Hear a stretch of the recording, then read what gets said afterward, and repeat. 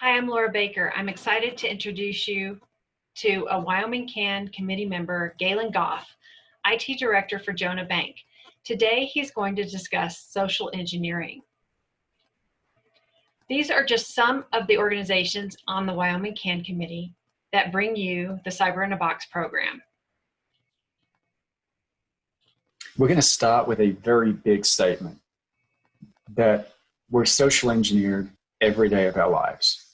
Now, if all we did was watch cable news all day, the social engineering we'd be suscepting ourselves to would be pretty clear and to somewhat obvious.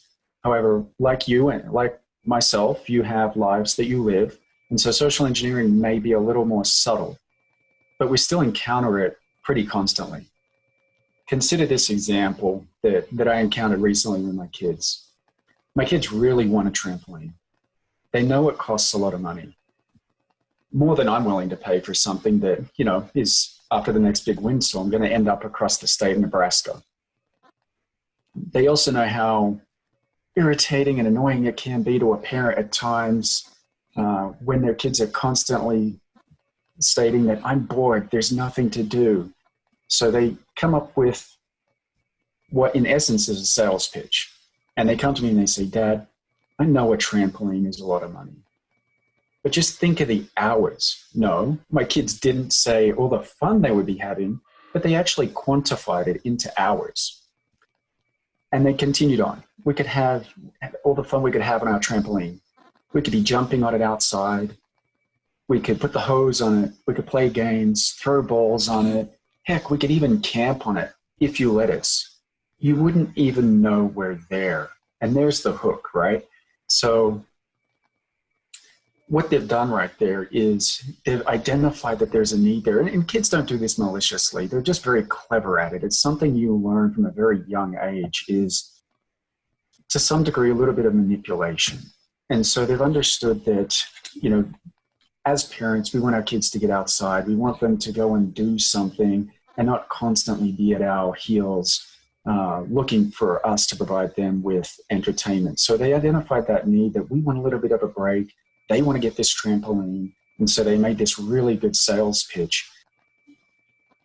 So what is social engineering? My favorite definition of social engineering comes from Christopher Hadnacky of the Social Engineering Company.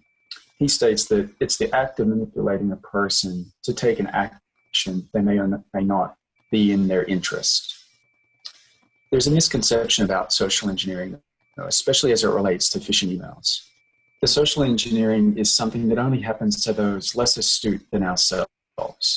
And I'm here to tell you that we're all vulnerable to manipulation and persuasion at one time or another, and at varying degrees given differing inputs and stimuli in our environment.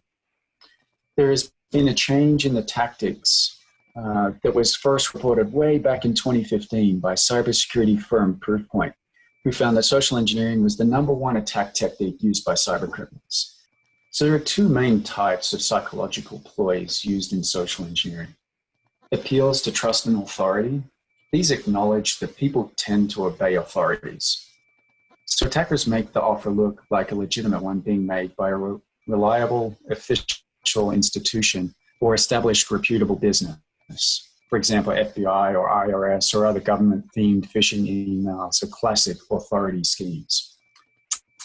The second psychological ploy that attackers use are visceral triggers, and these kind of are my favorite type of trigger because they're very easy to conjure up.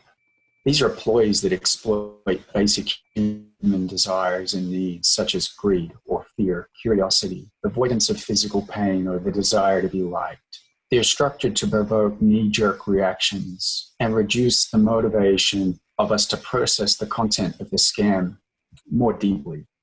This is what social engineers like Chris Hadnacky have coined as the amygdala hijack. In short, what occurs here is that the attacker presents you with something that gets your heart rate raised, your adrenaline pumping, perhaps by creating a fake context. When it comes to visceral triggers, they're usually connected to some sort of timing trigger, some sort of sense of urgency to act. And that's one of the keys we always teach people is if you receive an email that has a pitch as to you've got to act as quickly as possible to get this done or else something bad's going to happen, that should be a huge red flag that there's something amiss in this email and that you should take pause or you should have someone else look at the email with you to figure out what the priority of the email is.